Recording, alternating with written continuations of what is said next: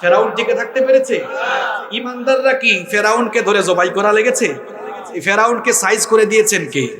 পৃথিবীতে কেউ স্থায়ী হয় না, হোক না সে ফেরাউন কি বা নমরুদ, কেউ ভবে চিরদিন রয় না, কেউ ভবে চিরদিন রয় না।